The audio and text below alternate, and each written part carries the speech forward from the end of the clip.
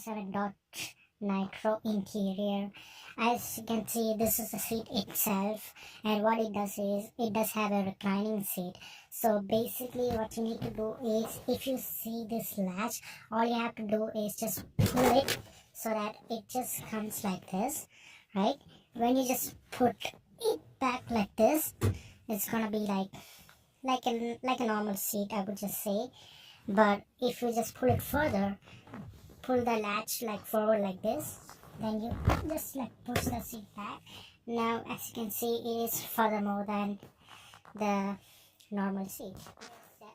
Another feature of Dodge Nitro, as you can see, there's like a port right in here, and that's just like a regular plug-in for like Bluetooth transmitter or something like that.